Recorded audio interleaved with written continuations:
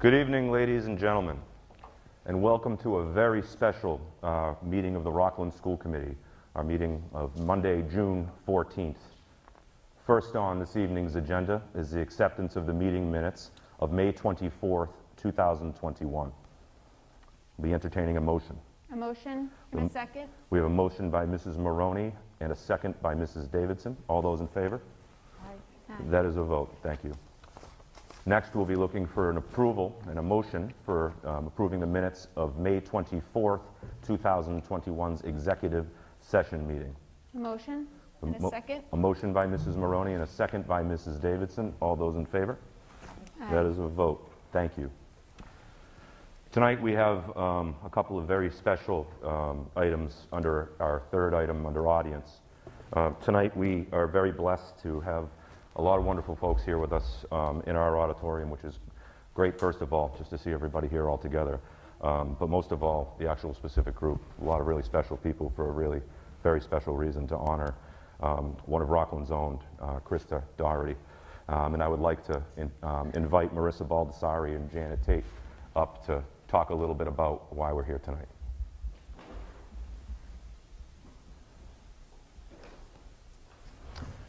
We'll just invite you ladies right up to the podium, if you would. Welcome.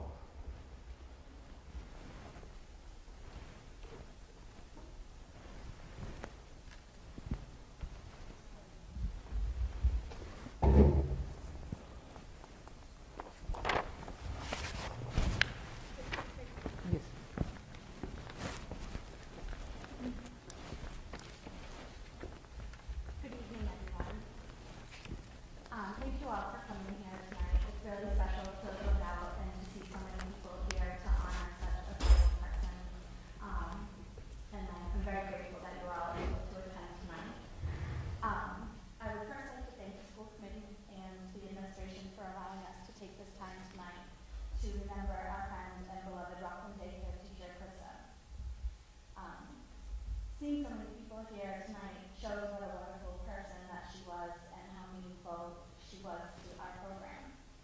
I had the pleasure of meeting Krista while she was attending Rockland High School.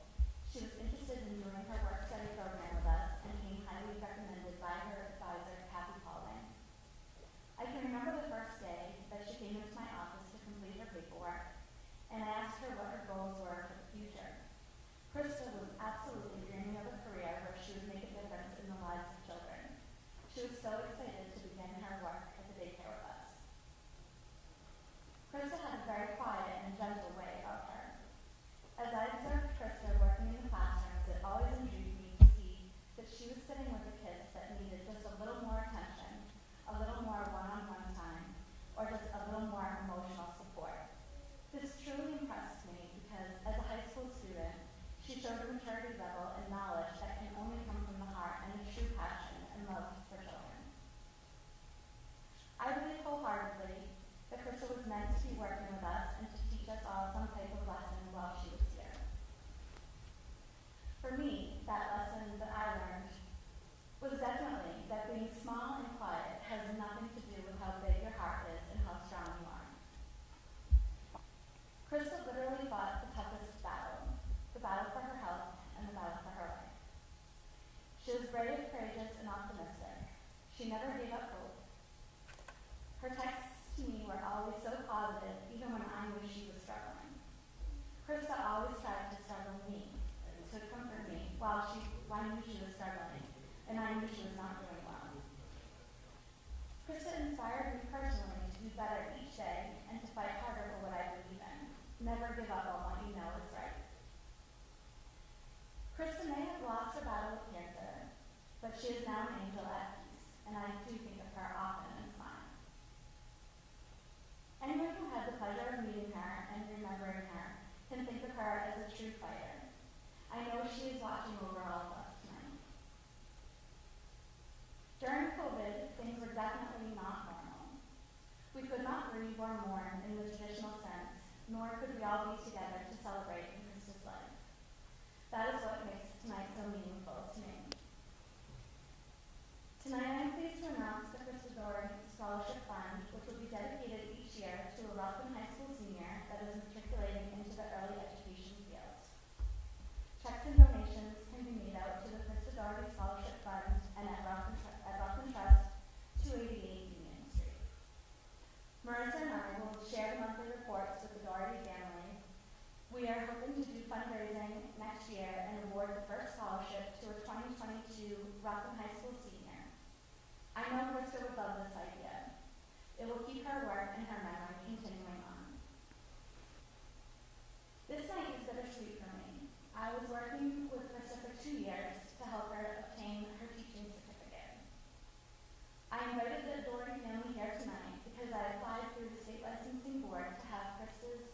hours worked at our center and her classes recognized for her early childhood teaching certificate through the Massachusetts Early Education Department for Children. I wanted to do this in loving memory of Krista, but more importantly, to commemorate Krista's hard work for all of you, her family. It was my honor to have had your daughter as my teacher in the Rockland daycare program, and it is our honor tonight to present Mike and Sharon Doherty with Krista's certificates of achievement and her Massachusetts Early Education Teaching Certificate. Krista will be forever in my heart. Krista's class, her little nuggets, as she called them, are blessed to have a special angel watching over them. Thank you so much for coming out tonight to honor Krista's memory. Can I invite you up to receive that? Will you take a picture with all of us? Jane, would you take a picture? I take a picture.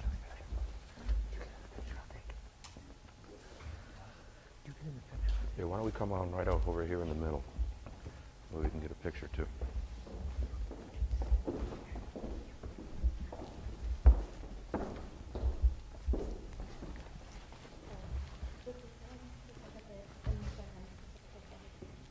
I thought they were going that way. That's why I bailed out.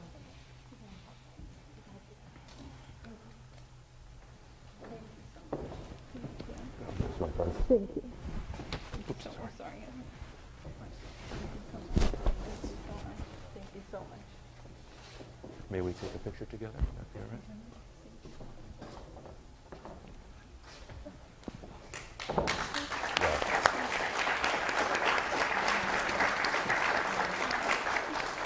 Yeah, we're still going to be behind them.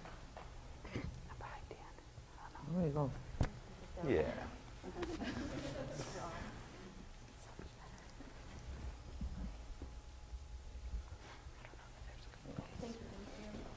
I'm very sorry for your loss. Thank you all. God bless you all. Thank you so much. I'm very sorry for your loss, sir.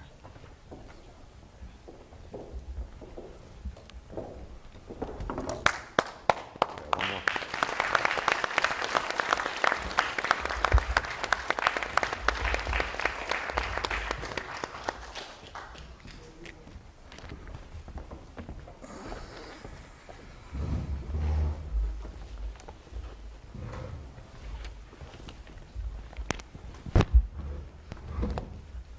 Thank you, Janet, and thank you, Marissa. Thank you to the Doherty family.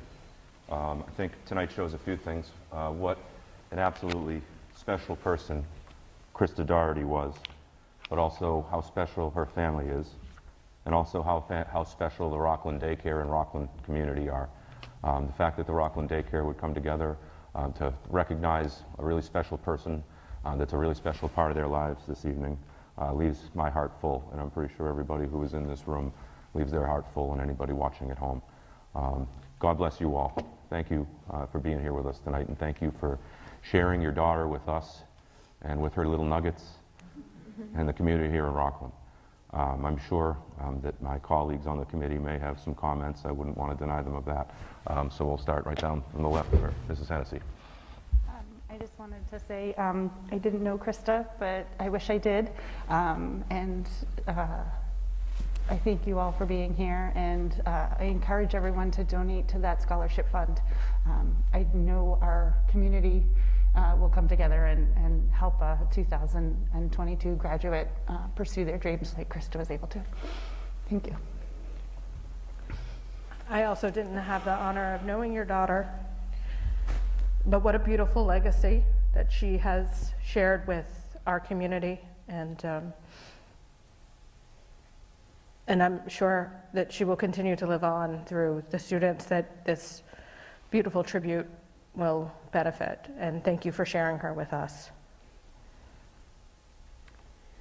I also didn't know Krista, but I love that this family is here in front of us, family and extended family as a family. Getting to see you all together is very special to us up here. We're a part of that, and I think that's something to be proud of, that here we are together celebrating her. And I agree with the rest. Everyone should contribute so that the fund is great for next year. Mrs. Davidson. I'd also just like to say thank you all for being here tonight, and Janet and Marissa for your kind words, where we can all echo that, and thank you for standing up and presenting that. That was beautiful. Thank you. So I know we are here for a couple of reasons, to honor and celebrate who Krista was as a person, but also to celebrate her achievement of earning her teaching certificate. And one last time, I would like to give her a round of applause.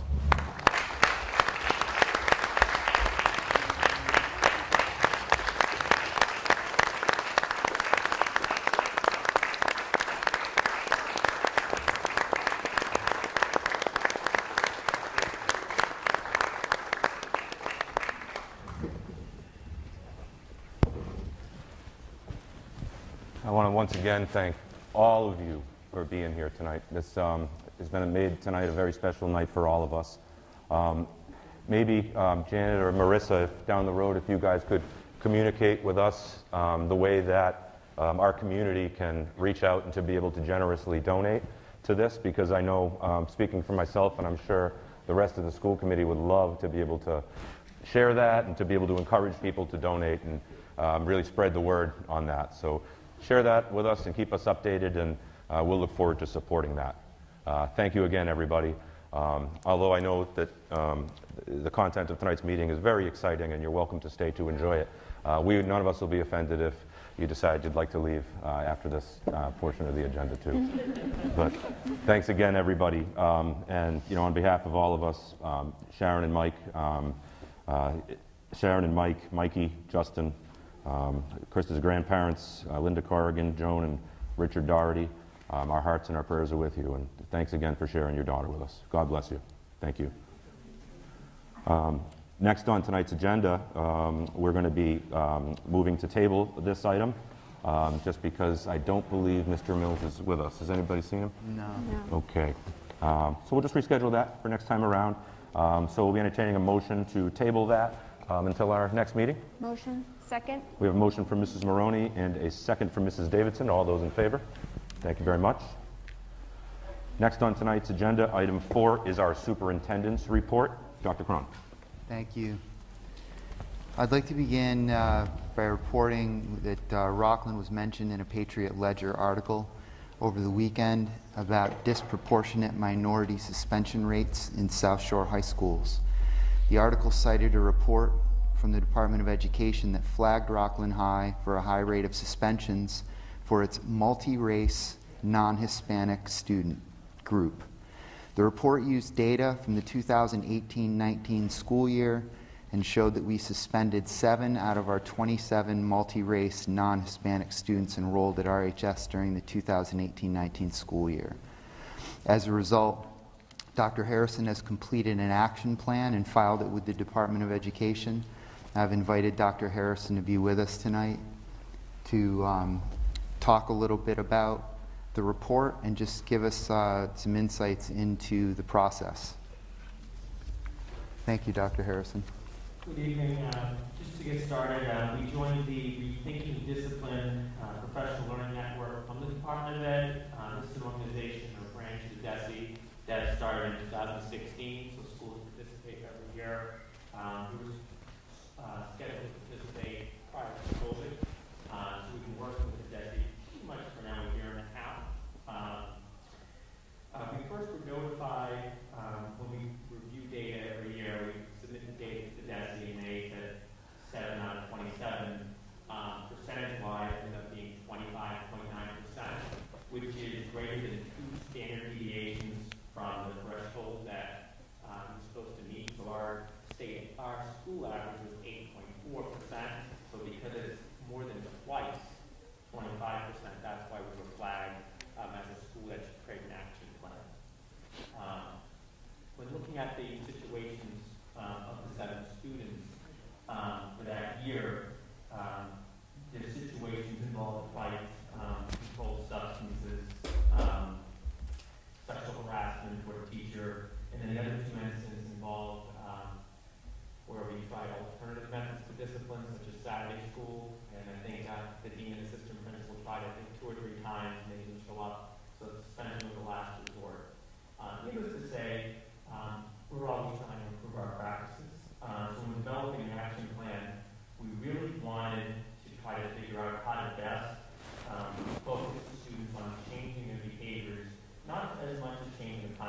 consequences, but really getting students to think about their behaviors. And we wanted to do that by redesigning our student support team, which we've already kind of started doing.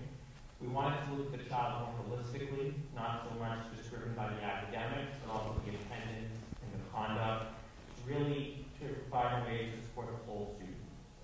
We also wanted to expand our after-school programs, which are supports, such as the after-school support program, which is every day from about 3 to 5 o'clock, as well as Saturday school, which is 9 to 12. And we wanted to try to increase communication with families to get students to attend those programs so that those can be used as a disciplinary consequence as much as possible. We also want to continue to find ways to give students more voice in our community.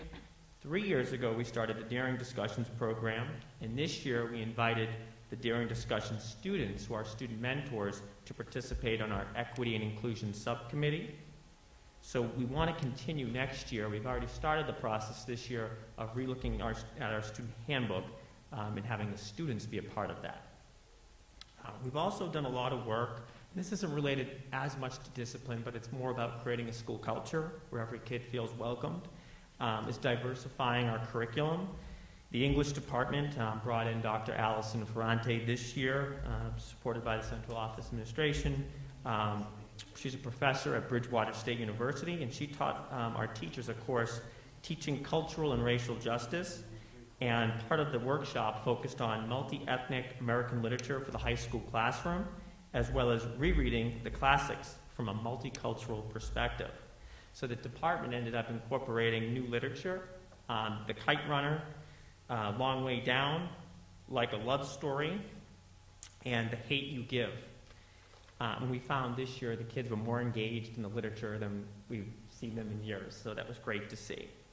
And then we also want to continue our professional development with our teachers and our staff. This year we had our assistant principal and our adjustment counselor attend a 3-part series sponsored by this initiative, which was called Racial Conscious Institute Anti-Racism Terms and Perspective, as well as we did a professional development for our staff called Connections, Social Emotional Learning, and Equity.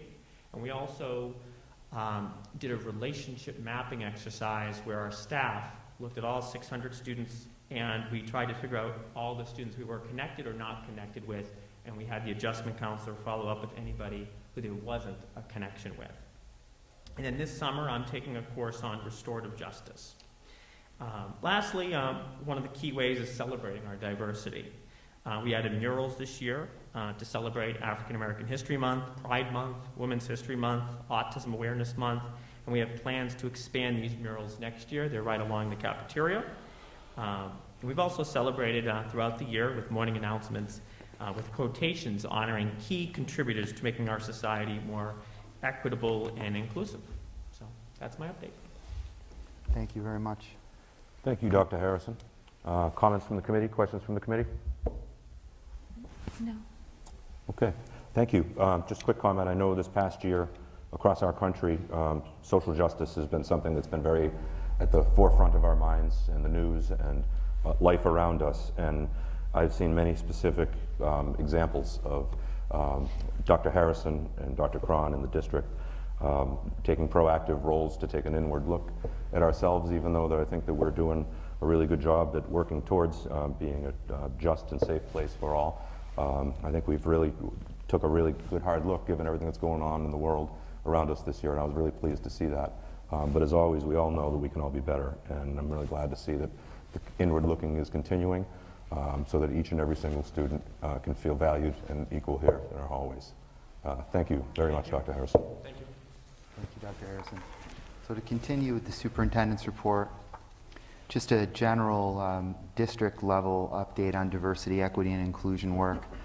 Just a reminder, we began this work in the fall by forming a diversity, equity, and inclusion committee, which includes all senior leadership team members plus Freya Leahy, who I actually have asked to help me coordinate all of these efforts. So Freya is taking a real leadership role here. Assistant principals at the middle school and high school, and the high school dean of discipline. Throughout the year, we met several times to begin to examine the district's current approach to issues of diversity.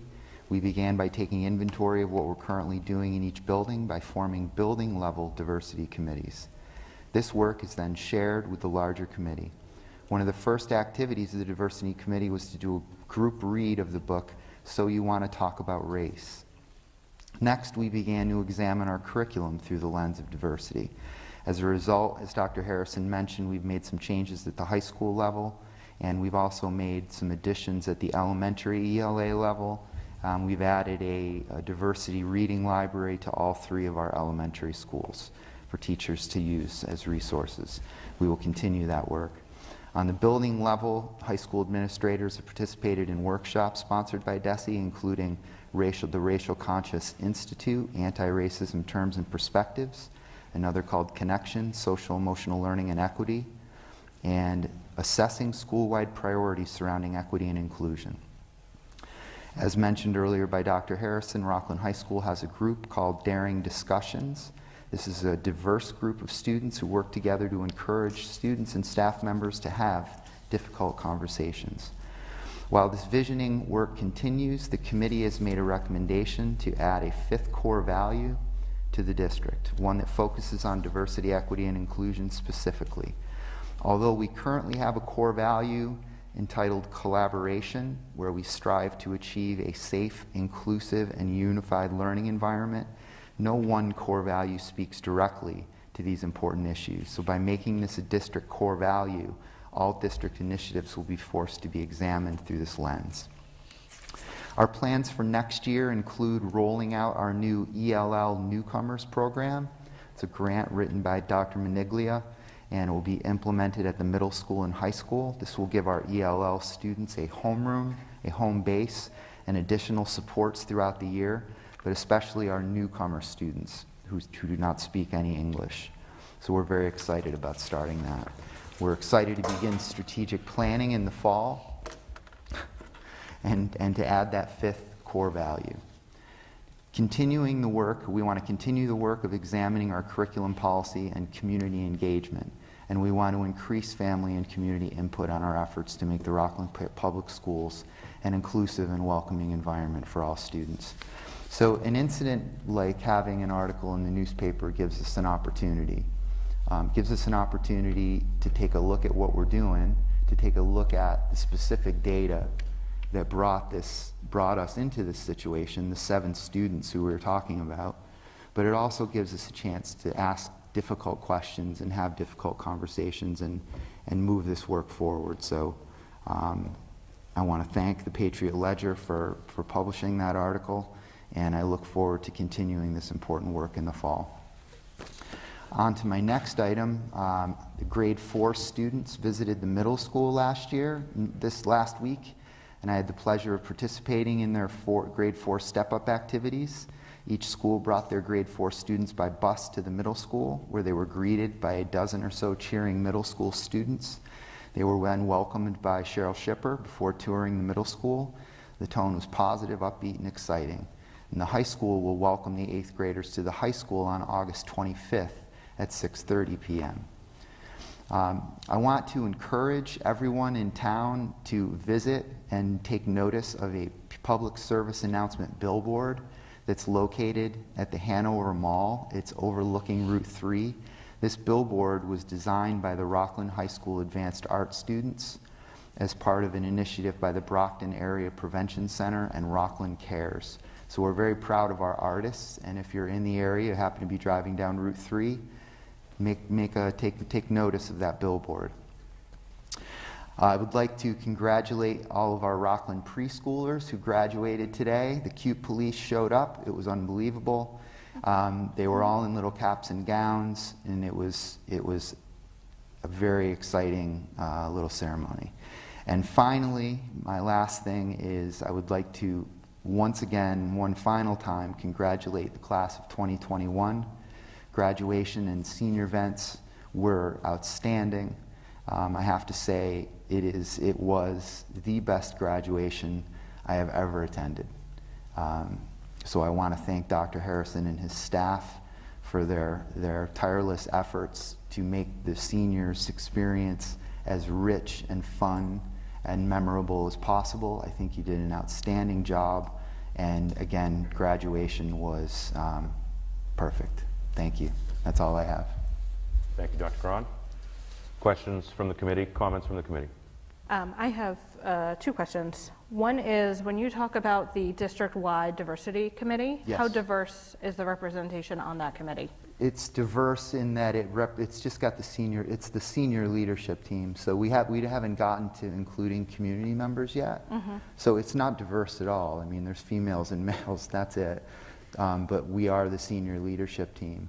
Okay. So I think it's important that we start with our senior leaders, the people who are shaping, the beliefs of the teachers and the students. So we're starting that work with that main group to make sure that everyone's on the same page.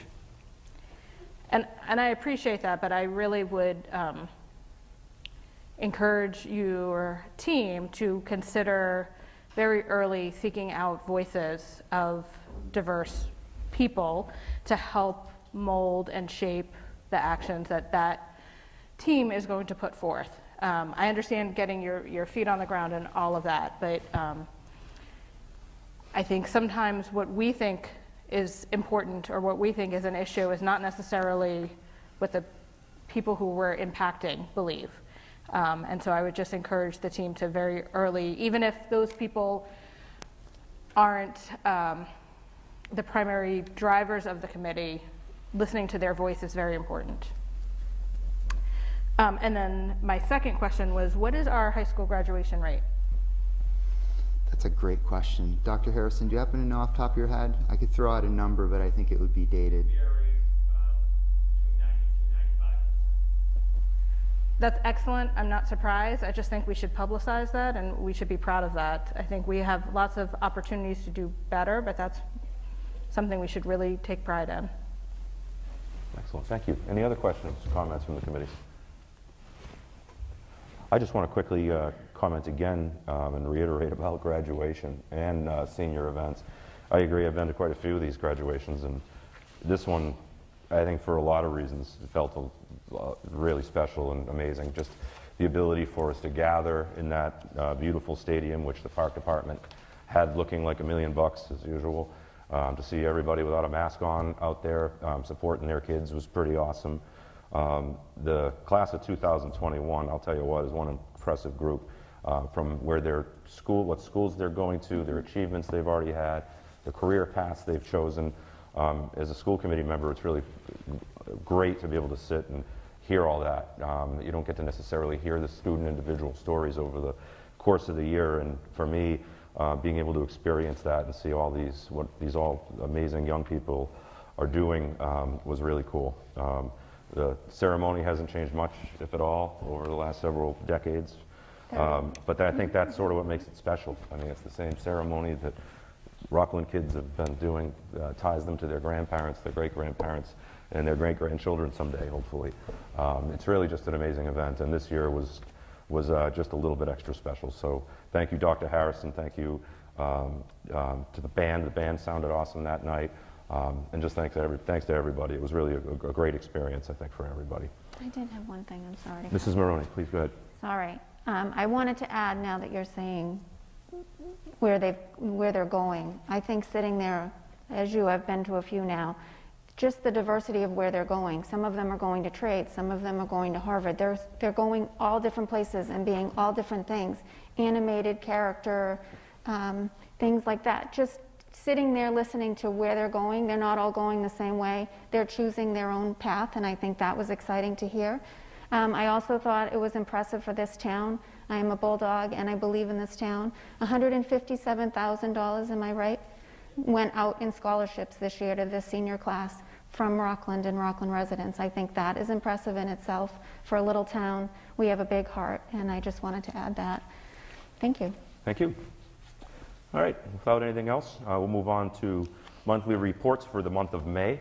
We'll be entertaining 4 motions to approve 4 reports. First is administration, second is guidance, third is pupil personnel services, and fourth is nurse. 4 motions? We have 4 motions by Mrs. Maroney. In 4 seconds. And 4 seconds by Mrs. Davidson. All those in favor? Aye. That is a vote. Thank you, ladies.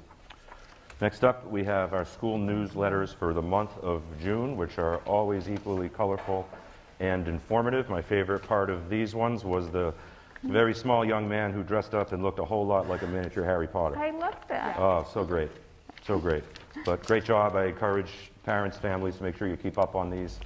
They're available online. There's a lot of great information in them, and I happen to enjoy reading all of them, even the ones that my kids don't go to those schools. So thank you to those who prepare those. They're much appreciated. Next up, underneath completed fundraisers, and for old business, we have 2 completed fundraisers. One was from the Rockland High School Travel Club, and the other one was also from the Rockland High School Travel Club. One was a goodies catalog sale, which was able to collect $362.40. And the second one was a boon supply sale. What is a boon supply sale? I really have no idea. Oh, whatever it is. I will get back to you on that one. Interesting. Whatever it is, it earned $295.59, which is outstanding. I think it's bags and things online. Am I right? They're giving me the thumbs up down there. Bags? It's a catalog. Bags like Cool. canvas. Oh. Right. Online Cool. Oh, catalog. got it. Cool.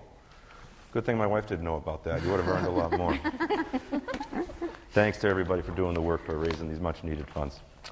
Underneath new business, we have our Jefferson School PAC report. Dr. Cron. Yes, I would like to invite Mrs. Shifley up to the podium. Yeah.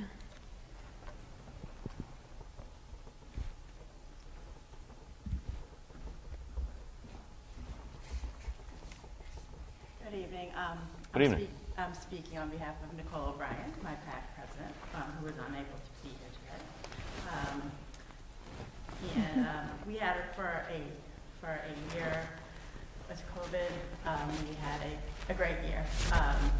We tried not to do too many fundraisers because we felt like the pressures on families over the past year and a half have been immense. But we tried to adapt some of our fundraisers to make them, to team up with some of the other PACs in the town, as well as make them a little more interactive, still abiding by all the COVID regulations. So we usually have a Booster-thon fun run. So this year we had a Booster-thon dance party in the classrooms, and we were able to have both cohorts participate. We raised a little over $5,000.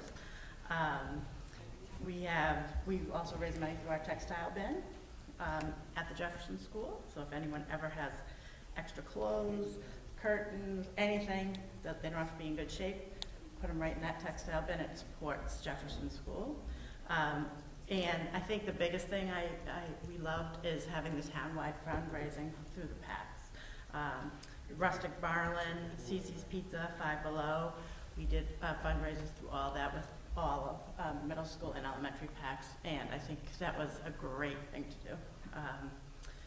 We did try to keep fundraising low, as I said, just to not put pressure on our parents. We have, for our ending balance this year is $4,517 because PAC really supported our school in many efforts this year. Where the funds went, they reimbursed teachers every year for supplies for their classroom as they set up some of those cute prizes and things like that aren't covered by our budget. They purchased supplies, scholastic magazines, remote learning supplies, recess toys, enrichment activities, virtual assemblies. They treated staff to donut days, lunches, and treats just to keep staff morale up during COVID, which was very much appreciated. And they also purchased yearbooks for all our fourth graders, RMS t-shirts, Jefferson t-shirts, graduation gifts and treats for our fourth graders, trying to make this year a little bit more special. Also for this week, we're in lieu of field day, the PAC is treating our students to ice cream truck and South Shore Taekwondo is coming and different activities in lieu of the traditional field day. We are losing, as Jefferson, both Nicole O'Brien and Jessica Carpini, who have been at our school for years and years.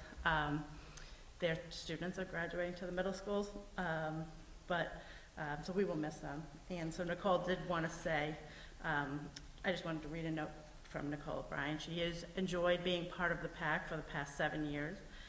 It has brought so much joy to see the kids get excited about the dances, field trips, field days, bingo night, and so much more. Jefferson will always hold a special place in my heart. Thank you for allowing me to be a part of this community. And that was from Nicole. And we will miss her, but she has kept our PAC going throughout this COVID situation, and sometimes it was a one-person team at some events, and we appreciate her. Who is following up behind her? Who's taking? Mrs. Kopkinski. So she'll be looking for help and support from the community of Jefferson. That's why I wanted to make sure, we knew. But I think it was great to see all the PACs come together, and I think that's great to see for the future of, you know, knowing that, you know, our elementary schools are coming together eventually in a couple of years. So we need to do those fundraising events together. Where it really was a positive direction. One town. Yeah, absolutely. Well, thank you, Nicole and Jessica. You're certainly working your tails off for sure for 7 years. Absolutely. Any questions? Thank you. Questions from the committee? Any comments? I just echo what Mrs. Maroney said, and thank you to Nicole and Jessica and all of the members of the PAC for everything they do. Yeah, our PACs really are sort of what is the glue that makes everything sort of go, right? All the enrichment stuff, all the things that bring the smiles to these kids, particularly at the end of the year right now. And I know Mrs. O'Brien and Mrs. Carpini have put in yeoman's work over the last, what did you say, 7 years? Yes. Yeah, outstanding. I mean, they're everywhere. If you're around the Jefferson building, they're always there, always helping out, always doing anything they can, not only with the schools, but around town, organizing trash pickups. I mean, two special people, and I know that we might be changing buildings, but I know they'll continue to be active in their kids and our community's lives. It's great. Absolutely. Yeah. Thank you. Thank you, Mrs. Shifley. Thank you, Mr. Shifley. Thank you. Sorry, I cut right in. All right, next up we have our Memorial Park PAC report and our Rogers Middle School PAC report. I guess they've asked to do them together. Is that correct? No? Okay. Nancy. Maybe we were going to touch on what Michelle touched on. We love to do whatever. Oh, I see. Okay, got you. Thank you. Noted. Appreciate it. All right, so we've got our Rogers Middle School PAC report. Oh, I'm sorry, Memorial Park PAC report. Come on right up. I think we have Mrs. Common with us. Welcome. Hello. Yes, I just want to introduce Cheryl Common, who has been on our PAC for the last 9 years, and she replaced 2 members of the school committee that were former PAC chairs. So Cheryl has been a one-man show this year. She has carried Memorial Park through this entire year herself. So she will share her report this year.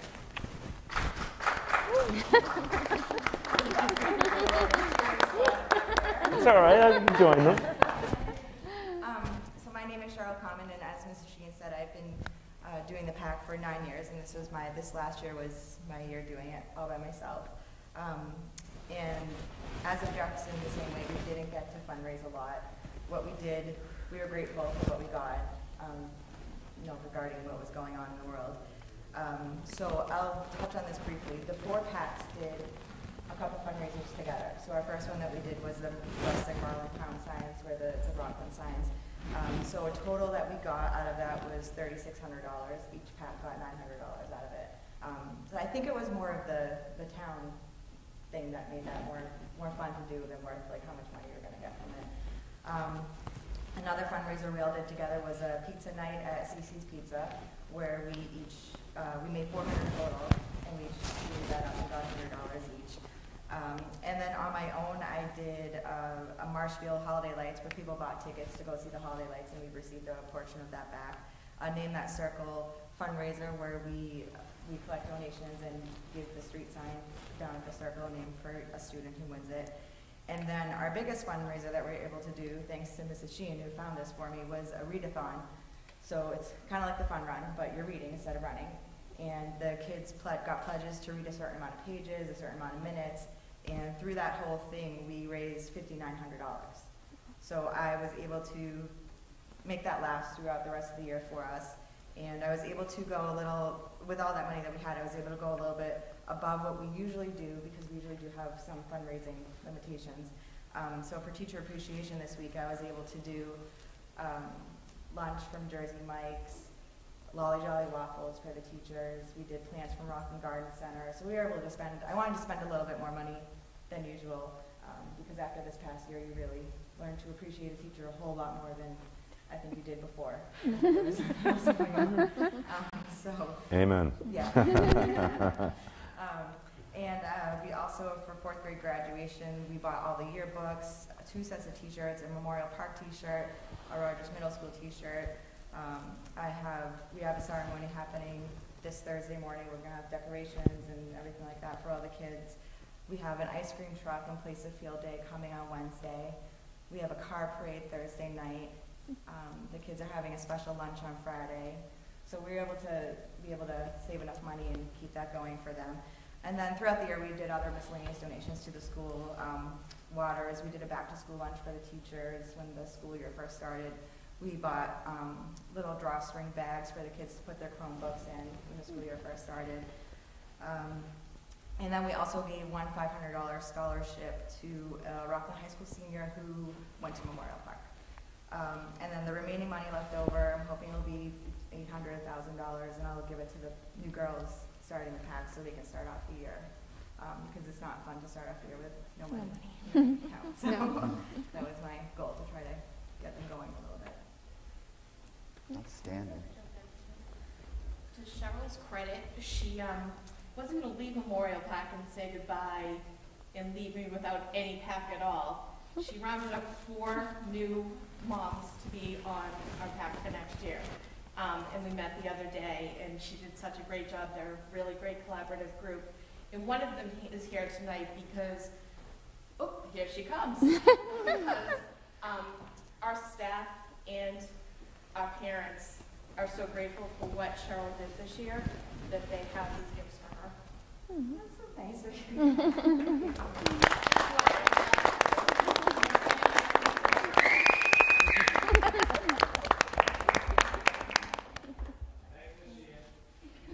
Well, that's the last time I get a shout out from you in the audience, too. Thank you, Doug. Can we do a picture, Jan? Mrs. Carmen, we appreciate you. We appreciate you, and I know we appreciate the whole pack, all the packs, the chairs of the packs, the volunteers in the packs. I don't know how much people realize, but it's a lot of work. I know 2 of my colleagues here have served on the packs in the past, and like I said, a lot of this stuff just wouldn't happen without you. So thank you for that. Thank you. Questions, comments from my colleagues? Just another thank you for all that you do and how meaningful it is to the teachers and the students, and the dedication that you have for that position. So thank you. One more time. Thank you, Cheryl. I didn't get to talk. Oh, I'm sorry. It's okay. I thought you did. Okay. It's okay. Next up on our agenda is the Rogers Middle School PAC report. Nancy Anderson. I'm going to grab this plant on my way. All right.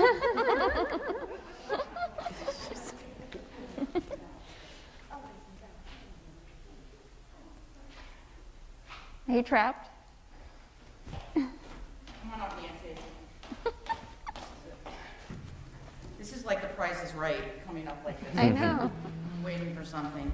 I just am going to quickly welcome and thank Nancy Anderson, who has been our PAC president this year. I'm going to echo what everybody else said.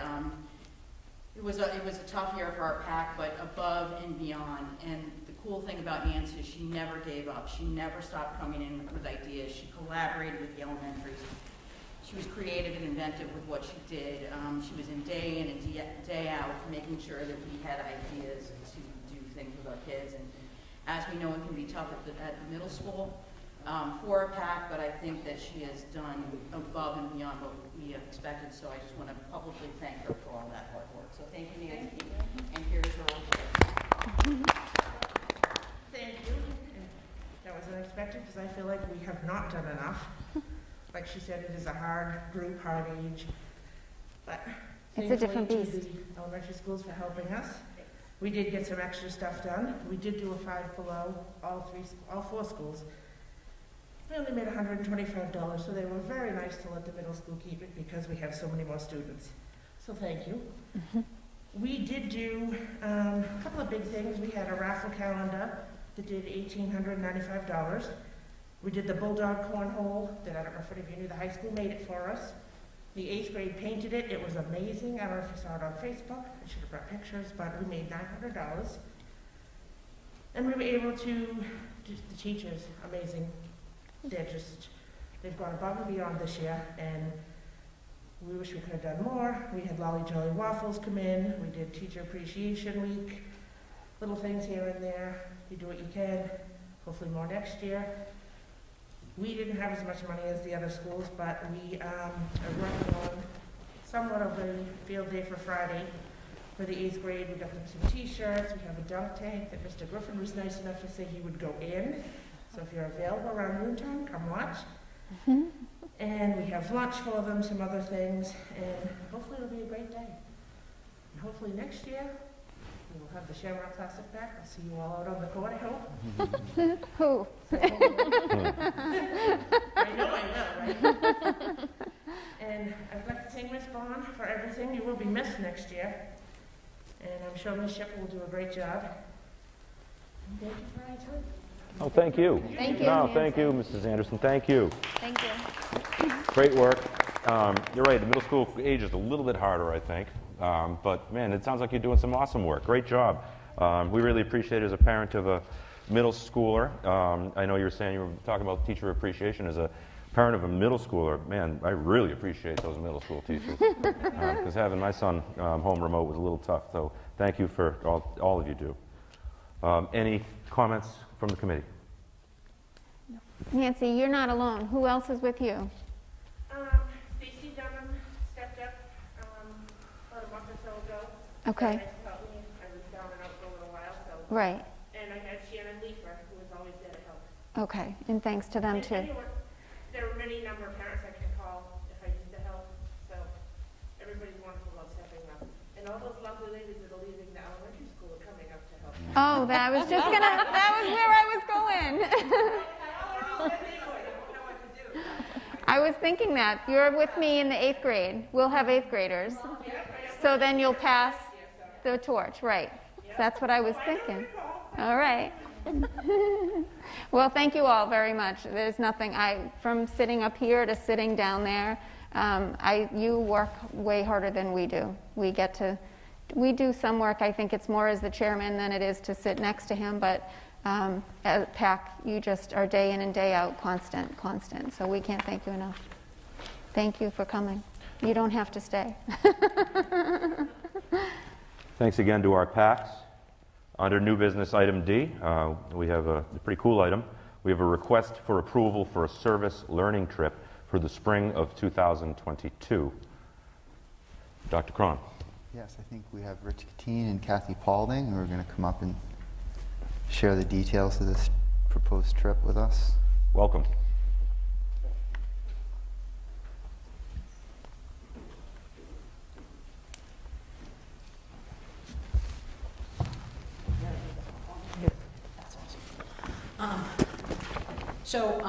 This is actually kind of Rich's brainchild, but I like to talk too much, so I got the job to talk. Rich had been involved in a service learning trip with his daughter, and he enjoyed it and reached out to us and kind of said, hey, why don't we try this here? We talked about it a little bit last year and started to think about maybe how we could implement it, but then COVID happened. And so we've started the conversation again this year.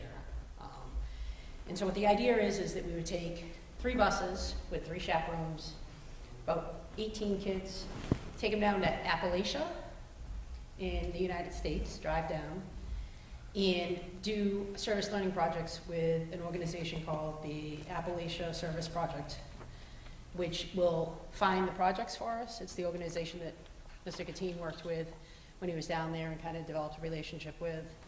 And they find us projects, kind of set up the assignments, and house us in like a gymnasium, feed us breakfast, lunch, and dinner, and then we go out and provide the manpower and the labor on improvements in the homes in the community. So that's the general idea. Okay. Questions? I saw something in the material about making the religious part of it optional. Can you talk a little bit about that? Yes, so ASP is generally a Christian organization. I was a little concerned about that being in a public school, but having talked to Dr. Harrison and talking to ASP, they said that there could be a component that does not include the religious piece. And again, the religious piece is more about, it's not heavily involved with it. There might be some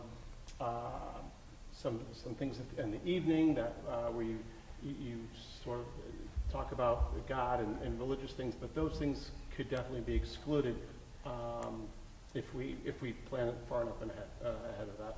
Okay. I just don't want any of our students that want to do this fabulous amount of service feel uncomfortable or something that doesn't, go with their beliefs. Yeah, and we did look to see if there were other options, but like Habitat for Humanity, like everything kind of is connected to Christian that we could find available. So we kind of thought that the purpose of having a well reputable organization that's going to find a site for us and do all of that kind of stuff that we know we can trust kind of outweighed that concern was basically where we were thinking of. And it's also, I didn't mention the cost, so I apologize. It's a low cost option for our students. So we have estimated about $1,000, but I would guesstimate, between $1,000 and $1,500 per student at max for them to participate in this type of service learning. That would include the transportation down there, staying, and all of the components of the trip, the entire cost, and we, could do fundraising and that kind of stuff to make it less onerous on the students. But again, I think it's definitely a low financial option for many students. Mrs. Hennessy. Have you done service projects like this in the past? Me personally? And as a school, have we ever done these larger sort of week-long service projects? Yeah, well, they do the service trip to Guatemala. Guatemala. That's what I thought. I was just comparing. And so Guatemala's service learning trip is more focused on the water system in Guatemala. So this is more depending on what the needs are within the community down in Appalachia. But things like putting on new roofs, painting, Fixing floors, replacing windows. It's generally not heavy construction, but it is necessary construction. And the other component of it is also bring some hope to the people down there. There's a lot of poverty down in Appalachia. And my experience has been relationships first, construction second. So you go down and you bring 5 or 6 kids who really want to be there and really want to experience this and really want to spread some joy with people who are really in a tough situation. And by the end of the week, the relationships are really, really strong, and and you fix the hole in the roof. So it's a two-win situation for the students and for the people down there. And I also think that one of the positives that I see out of it too is some of the diversity issues that we're always talking about, and this is another opportunity that part of what the ASP organization asks us to do is to make sure that the students are well informed about the certain where we're going, what it's going to be like, what the families are like, and also going in with a very non-judgmental lens. I myself, being a foster parent and now having a child that I adopted through the foster care system, went through some of those similar trainings of what items that we think may not be that significant, the importance that they hold to that family and to that child. So experiencing that for the kids and making sure confidentiality is kept and all of those kind of things, I think is a good learning opportunity for them too. So I would just like to comment that I had the opportunity to go on Habitat for Humanity for alternative spring break. And it was one of the best things I've ever done, and I still have great relationships with the other students at the time that were on the trip. And just to point out the religion piece of it, it was a Christian-based organization, but it was never pushed on you. In the mornings, you would do you would gather in a circle and say someone would lead a little prayer, but it was optional. It was never pushed on anybody, and it was an overall great experience that I would love to go to, but obviously I'm a little too old. But I hope you have a great time. We're always looking for sure. Yeah, never say never, but. Mrs. Maroney. I think that it's wonderful that it's here in the United States. We love the idea of Guatemala, but not everyone wants to travel to Guatemala. Some kids are more homebodies, and I think this gives them that option. It also helps with that it's less expensive for those families that can't afford more. I think this is a great opportunity to gain that same wisdom and feeling that you're going to get by doing help in the community, but closer to home and more affordable. So I thank you for doing that. I appreciate it. I know it says application. Have you guys thought about how the selection process is going to be? Getting 18 students, and then the chaperones, would they be staff only? Like I know some of the other the travel club, it's We staff try only. to limit the chaperones to staff. Staff, yeah. Again, I think it's for comfort for me, like as an administrative lens, I know who I'm dealing with, and how they're going to respond in situations. And as far as the application process, there are some applications out there that are used for the Guatemala trip, and so we'll kind of model it somewhat after that. Again, it's 18 students. I would love it if we, had 50 applicants and we're trying to scramble on how we were only going to take 18, or maybe then we could be expanding our chaperone options, to try to extend the trip. We just have no idea what the feedback is going to be from the student body. So hopefully we have that problem. And this all counts towards their volunteer hours and all that good stuff, right? Yeah. This will take care of pretty much the 60-hour requirement, right? And this is open to all high school, not just upperclassmen? Okay. Great. Thank you. The organization actually recommends that anybody with the 7th grade would be, they work with that population, but we feel it's better for us. Just for me, I'm super excited about this. I think this is great. I really like all of our service trips. I love the Guatemala trip.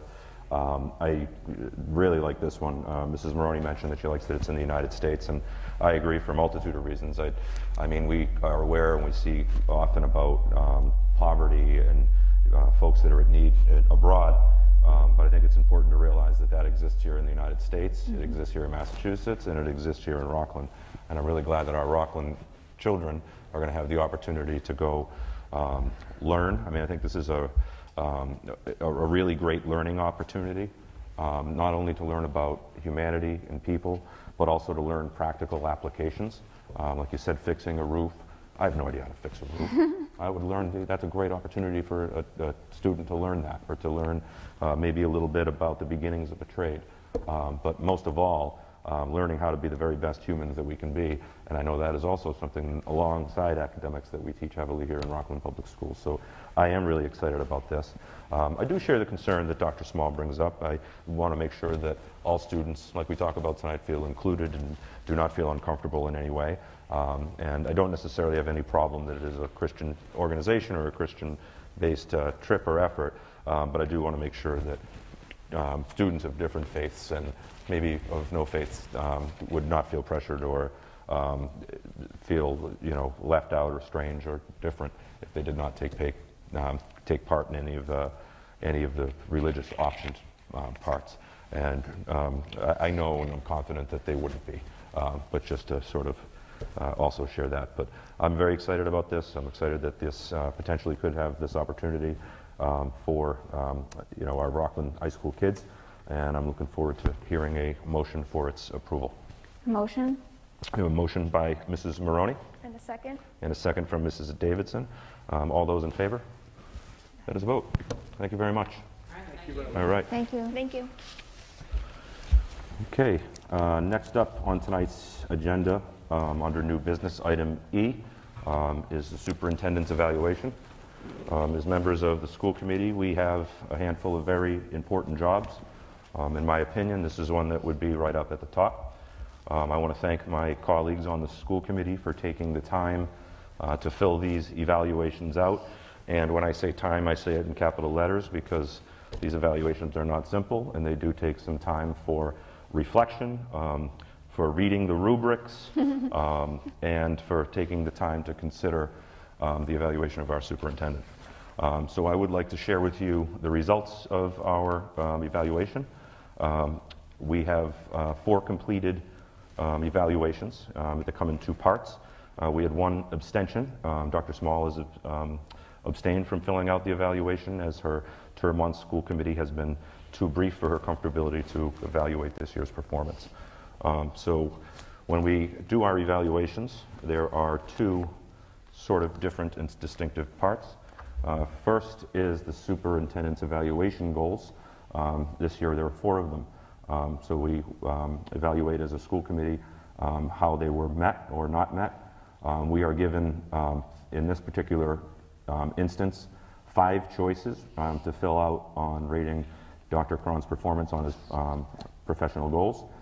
Those choices include that, as far as the goals go, that they were not met, there was some progress made towards meeting them, there was significant progress made towards meeting them, the goal was met, or the goal was exceeded. For Dr. Cron's first goal was to improve teaching and learning by June of 2021 as measured by Rockland Public Schools Teacher Efficacy Survey and teacher focus groups. 2 members of the committee found that Dr. Cron met that goal, and 2 members found that he indeed exceeded it. Dr. Cron's second goal, to create and implement a COVID-19 safety plan for the Rockland Public Schools. The Rockland School Committee unanimously agreed that Dr. Cron exceeded that goal. Student learning goal, number 3, engage all students as measured by student attendance and by student achievement data. The school committee unanimously agreed that he met that goal. District improvement goal, lead a review of district policy and procedures as it relates to inclusion, diversity, and equity in the Rockland Public Schools. This is a 2-year goal. 3 members said that Dr. Cron met this goal, and 1 member said he made significant progress toward this goal, as it is a 2-year goal, not a 1-year goal. Okay, so that is the first part. Secondly, we have an end-of-cycle summative evaluation, which is a bit more in detail, and I'll be happy to share with you the results of this. The first matter of evaluation was to assess the performance on standards. First one was standard 1 was instructional leadership. The choices that the school committee was given to answer how Dr. Cron performed in these areas were unsatisfactory, needs improvement, proficient, or exemplary. Under standard 1, instructional leadership, 3 members of the school committee found that Dr. Cron was proficient in this area, while 1 member found that he was exemplary. Standard 2, management and operations. 2 members of the school committee found that Dr. Cron was proficient in this area, and 2 members found that he was exemplary. Standard 3, family and community engagement. All 4 members of the school committee found that Dr. Cron was proficient in this area. Standard 4, professional culture. 4 members of the school committee agreed that he was proficient in this area.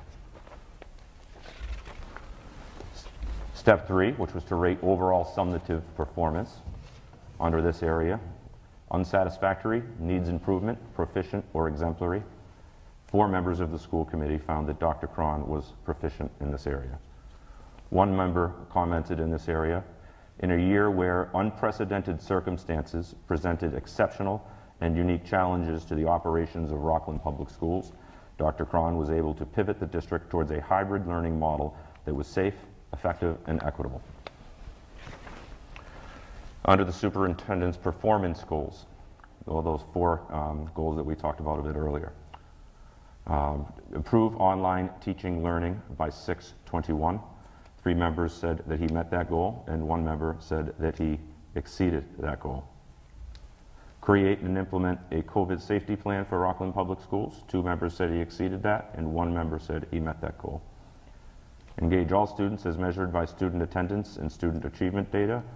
One member said he exceeded that goal, and 2 members said he met that goal. Lead a review of district policy and procedures as it relates to inclusion of diversity and equity in Rockland Public Schools. Again, a 2-year goal. One member said that he made significant progress towards that 2-year goal, and 1 member said that he exceeded that goal. Instructional leadership. Again, we are given 4 choices. In this case, 1A, under curriculum, ensures that all instructional staff design effective and rigorous standard-based units of instruction consisting of well-structured lessons with measurable outcomes. 4 members found Dr. Kahn proficient in this area. Instruction ensures that practices in all settings reflect high expectations regarding content and quality of effort and work, engage all students, and are personalized to accommodate diverse learning styles, needs, interests, and levels of readiness. All 4 members agreed that he was proficient in this area. Assessment ensures that all principals and administration facilitate practices that propel personnel to use a variety of formal and informal methods and assessments to measure student learning, growth, and understanding, and make necessary adjustments to their practice when students are not learning. 4 members found Dr. Cron proficient in this area. Evaluation ensures effective and timely supervision and evaluation of all staff in alignment with state regulations and contract provisions. 4 members found Dr. Cron proficient in this area. Data-informed decision-making uses multiple sources of evidence related to student learning, including state, district, and school assessment results and growth data to inform school and district goals and improve organizational performance, educator effectiveness, and student learning. 4 members found Dr. Cron proficient in that area. Overall rating for Standard 1, Instructional Leadership. 4 members found Dr. Cron proficient in this area. Superintendent's performance rating for Standard 2, Management and Operations. Environment. Develops and executes effective plans, procedures, routines, and operational systems to address a full range of safety, health, emotional, and social needs. 1 member found Dr. Cron proficient in this area, and 3 members found him exemplary. Human Resources Management and Development. Implements a cohesive approach to recruiting, hiring, induction, development, and career growth that promises high quality and effective practice. 4 members found Dr. Cron proficient in this area. Scheduling and management of information system. Uses systems to ensure optimal use of data and time for teaching, learning, and collaboration, minimizing disruptions and distractions for high school level staff, for all school level staff, 4 members found Dr. Cron proficient in this area. Law, ethics, and policies. Understands and complies with state and federal laws and mandates, school committee policies, collective bargaining agreements, and ethical guidelines. 4 members found Dr. Cron proficient in this area. Fiscal systems. Develops a budget that supports the district's vision, mission, and goals. Allocates and manages expenditures consistent with the district and school level goals and available resources. 2 members found Dr. Cron proficient in this area, and 2 members found him exemplary. Overall rating for Standard 2, Management and Operations. The education leader promotes the learning and growth of all students and the success of all staff by ensuring a safe, efficient, and effective learning environment using resources to implement appropriate curriculum, staffing, and scheduling. 4 members found Dr. Cron proficient in this area. Superintendent's performance rating for Standard 3, Family and Community Engagement. Engagement actively ensures that all families are welcome members of the classroom and school community and can contribute to the effectiveness of the classroom, school, district, and community. 4 members found Dr. Cron proficient in this area. Sharing responsibility continuously collaborates with families and community stakeholders to support student learning and development at home, school, and in the community. 4 members found Dr. Cron proficient in this area. Communication. Engages in regular 2-way, culturally proficient communication with families and community stakeholders about student learning and performance. All 4 members found Dr. Cron proficient in this area. Family concerns. Addresses family and community concerns in an equitable, effective, and efficient manner. 4 members found Dr. Cron proficient in this area. Overall rating for Standard 3, Family and Community Engagement. The education leader promotes the learning and the growth of all students and successive staff through effective partnerships with families, community organizations, and other stakeholders that support the mission of the district and its schools. 4 members found Dr. Cron proficient in this area.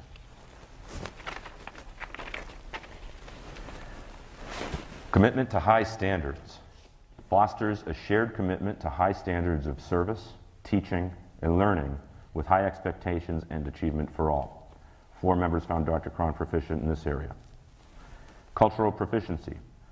Assures that policies and practices enable staff members and students to interact effectively in a culturally diverse environment where students' backgrounds, identities, strengths, and challenges are respected. 4 members found Dr. Cron proficient in this area. Communication. Demonstrates strong interpersonal written and verbal communication skills. 2 members found Dr. Cron proficient in this area, while 2 found him exemplary. Continuous learning. Develops and nurtures a culture in which staff members are reflective about their practice and use student data, current research, best practices, and theory to continually adapt and practice and achieve improved results.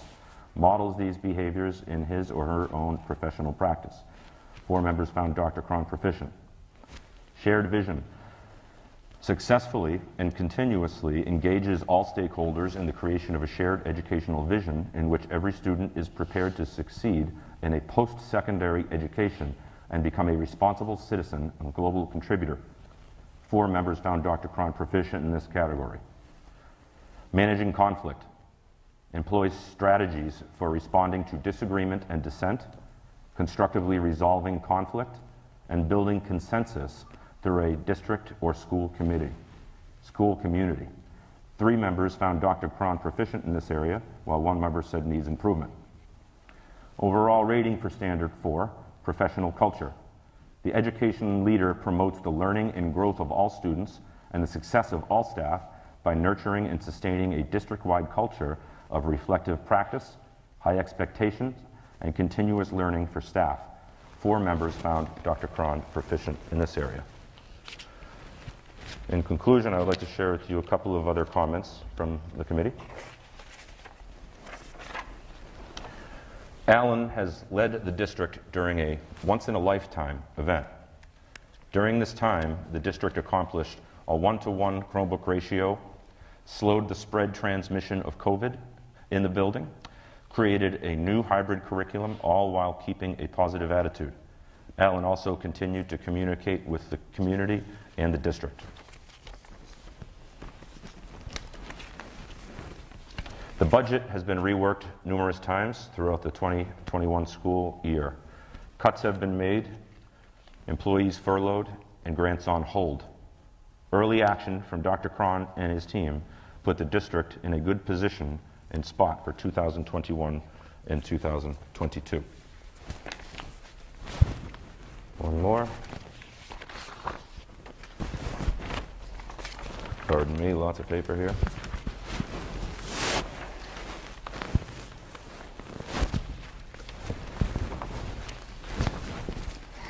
There we go.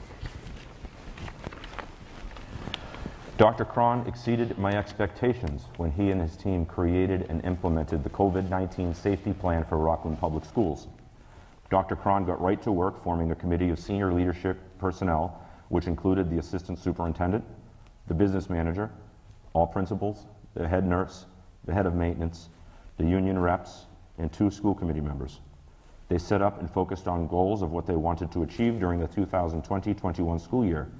This was done in conjunction with working with the Rockland town officials such as the Board of Health agent, the town administrator, the fire chief, and the police chief. They purchased PPE and hired CNAs and designed safety protocols for the district. They secured in-house COVID-19 testing, which greatly improved our method of tracking positive COVID-19 cases and broadened our chances of keeping schools open during the pandemic. Dr. Cron was highly successful in keeping Rockland Public Schools faculty and students as safe as possible during an unprecedented year. Just in conclusion, I just want to remark that this was an unprecedented year. I hope this was a once-in-a-lifetime type of year. Not only Dr. Cron, but under Dr. Cron's leadership, in my opinion, through the pandemic, we did more than the best we could. We kept our kids safe. We kept education happening while we weren't able to do it in school every single day, like I know a lot of parents like me would have really liked.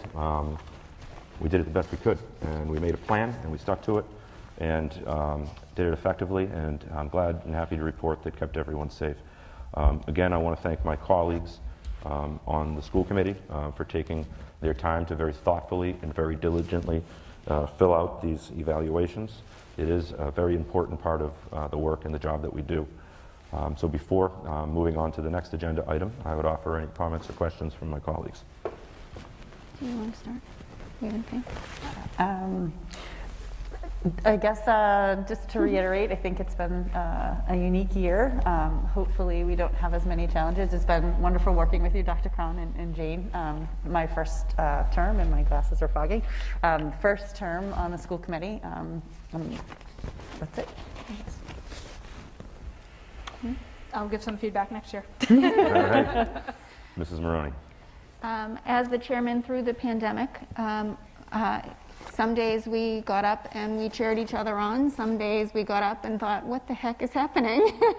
But I can honestly say every day we got through it together. We worked as a team, and I wouldn't have wanted to be in that boat with anyone else. It was a pleasure to know that you were steering the ship along with Ms. Hackett and Ms. Forlizzi and the senior leaders. It wasn't, like I said, easy every single day, but I was proud that you were steering the ship, so thank you for all your hard work. We couldn't have done it without you. Yeah. Thank you. I would definitely agree with everything that was said, especially the notes that are in the evaluations, but also just personally, it was a crazy year, and I am glad that it is almost wrapping up for you, and you can hopefully have some time to relax and enjoy, because you definitely deserve it. Thank you. The other thing is, I think, just to remark about all that we went through together this year is that it was really hard. And I don't even want to say together, because I wasn't together with you, and I wasn't together with your team. You guys were the ones with the boots on the ground. We just show up to meetings a couple times a month. I wasn't there with you as you did all this work every single day. While this was a really hard year and there's a lot of things to overcome, I think we're better because of all that.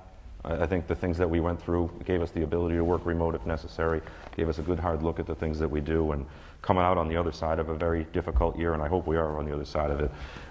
Once we get back to normal, I really do believe that we're better off for all that we've been through together in sort of a growing way. So thank you for your work. Thank you for being a good leader. Thank you for all the hard work that you've put us through for this year. Thank you, Dr. Cron. Moving on to our next agenda item, we have Rockland Regional Adult Learning Center graduates for 2021. And? Yeah. Are you going to read them? Yes. Thank you. I was going to have to go through my whole pile of paper again. Okay, so I'm going to go through, I think it's very important to read each one of these graduates' names.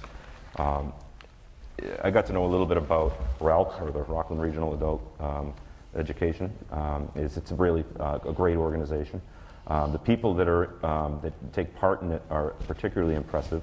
For one reason or another, at a certain point in a lot of these folks' life, circumstances took them in a direction that they did not finish their high school career, and they made the decisions as adults, with some of these people with families, some of these people with jobs, that education is important to them and it's an important goal and it's valuable. And these people made the decision to do the hard work to earn their diplomas. So I want to take just a minute to acknowledge each and every single one of them, and I will apologize in advance for undoubtedly mispronouncing at least one name. Travis Adams, Dylan Beeble, and I apologize, I know I just mispronounced that. Joseph Huntley, Thesis Pena, Nathan Sullivan, Ryan Stewart, Ronaldo Ciriel Quizada, Thank you. Great job to all of you. Congratulations, and good luck to each and every single one of you. Any comments from the committee about the Rockland Regional Adult Learning Center graduates? Mrs. Maroney. I just want to say congratulations. I feel these students work a little harder than the average student here in the high school.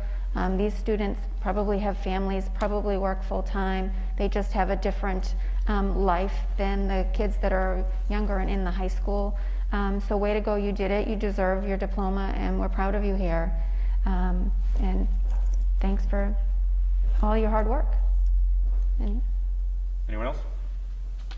No. Okay, thank you. Next on tonight's agenda, item G, FY22 contract ratifications. Dr. Cron. Yes. The answer is yes. The teachers have ratified the contract. I want to thank the REA leadership, who's not here. They were here 5 seconds ago. I want to thank REA leadership for their work, and I want to thank the teachers for coming together in a difficult year and deciding to vote the contract. And we also want to thank our custodians for ratifying their contract. So we have 2 contracts to vote on tonight, to offer to you to vote on, teachers and custodians. Are there any questions or concerns from my colleagues on the school committee about either of these contracts?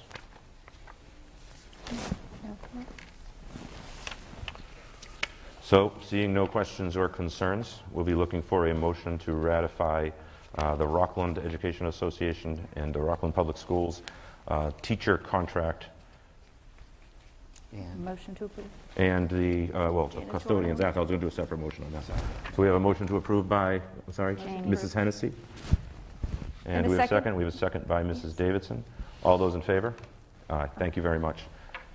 Next up, we'll be looking for a motion to approve the Rockland Public Schools custodians contract. Motion to approve. We have a motion to approve by Mrs. Hennessy. And a second? And a second by Mrs. Davidson. All those in favor? Aye. Thank you very much, ladies. That is a vote. Next up, we have request for approval of a fundraiser. And it's going to be a basket raffle for September. It's going to be run by Ms. Leahy in the guidance department. Dr. Cron, do you have a recommendation? Yeah, I recommend we support it. Excellent. I'll entertain a motion. A motion? We have a motion from Mrs. Davidson. second? And we have a second from Mrs. Maroney. All those in favor? Thank you very much. That's a vote. Last but not least on tonight's agenda are public service announcements. Mrs. Hennessy.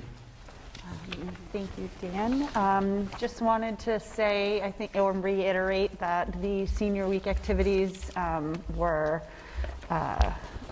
jam-packed and fun to attend. Thank you for involving us as a school committee in all of these events.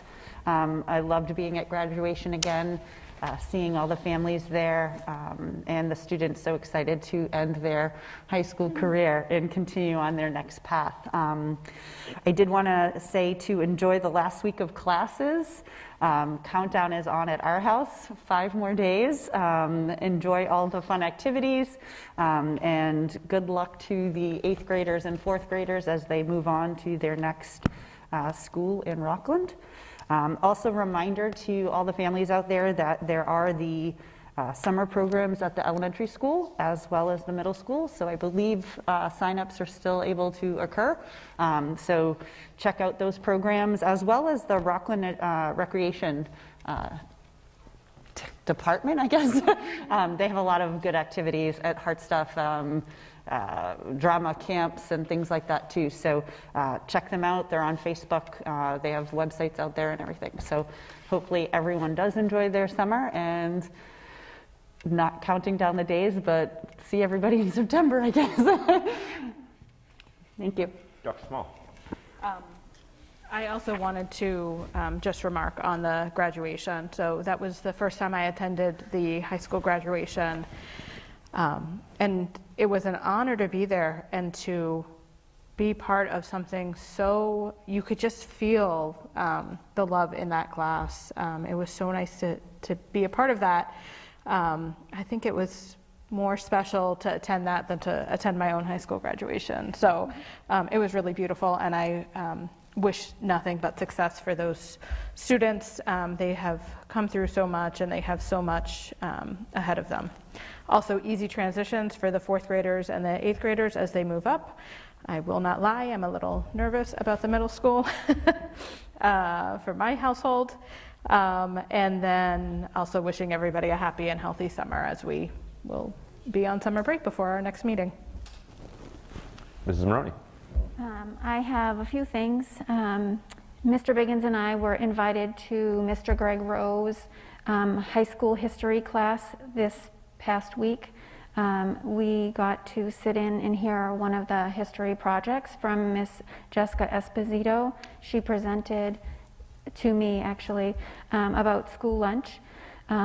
They had to pick a civics topic. Some of them were adoption and the expensive process that it takes and the time that it takes, social media and the negativity that is on social media, racism and inclusion, immigration, politics, and divide in the nation.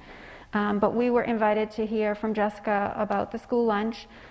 They were interested in having more school lunches, I should say more school options for lunches. This year with COVID, obviously, we had to sort of stick with what we had in bags and things like that to be able to travel into the gym. But we're hoping to help and do that with them in the fall. They wanted to make sure there were more gluten-free choices. They wanted to do surveys for their favorite lunch, which we will start back up into the fall. I just have to catch up with Dr. Harrison on that. And one of the big things that she wanted to do was the $5 per student more in order to increase better lunch choices and what kinds of breads and things like that. Here in Rockland, we do have a 50% free and reduced lunch.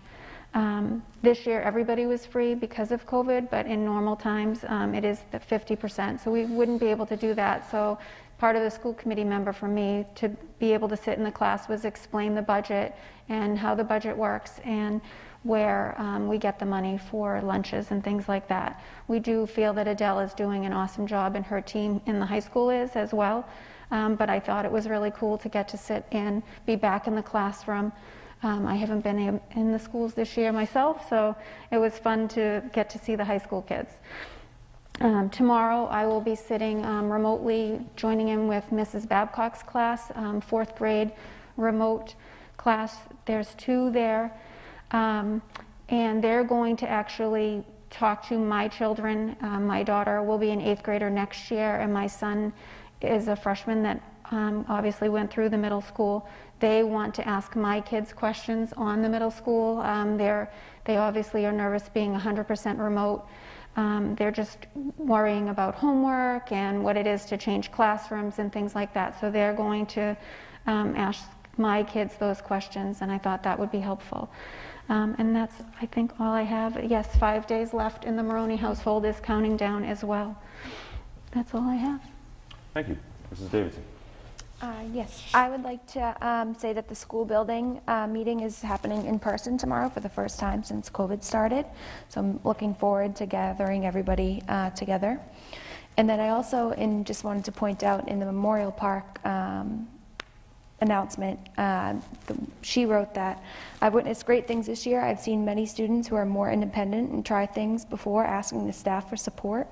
And I just think that's one of the positives that have come out of COVID. We always talk about the negatives of how children are missing out, but I do think that the younger kids and everyone in the district is being self-sufficient, and that's one of the better skills that you can have in your future. So I think that's great. That's all. Thank you, Mrs. Davidson. Just a couple things for me. I think it's very appropriate, right, and just that we spent some time tonight honoring volunteers, particularly for our PAC. We've said it a few times already, just the amount of work that they put into that and the time they put into that. They do it for your kids and my kids, and it just makes Rockland Public Schools a better place to be. And I think it only appropriate and just, if I take just a second, I want to thank my colleagues on the school committee, because these folks right here are very supportive. Whenever I have a question or whenever I have a concern, we work very well collaboratively together. These are all hardworking and special people that sit to my left and my right, and they put a lot of time into the work that they do, and I just want to thank you. I appreciate you. Last but not least, Mrs. Davidson brought up just a second ago about the school building committee. Thank you for doing your work in that. I think that's really great. And on the school building project, I've mentioned it before to some, but my inner 4-year-old comes out any time that I drive down to look at the project. See, it's just so cool to see. It's to see, to envision the beautiful building that is going to be built down there, and you can actually see progress down there now. You can see forms for foundations. You can see trucks pushing dirt. So if you ever want to be, a pretend 4-year-old like me, I encourage you to go down and drive down and take a look at the progress that project is making. It's really, really a sight to see. With that, that's really everything I've got, and we'll entertain a motion to adjourn. Motion, second. We have a motion from Mrs. Maroney and a second from Mrs. Davidson. All those in favor? That's a vote. Thank you very much. Ladies and gentlemen, have a wonderful and safe night. Thank you.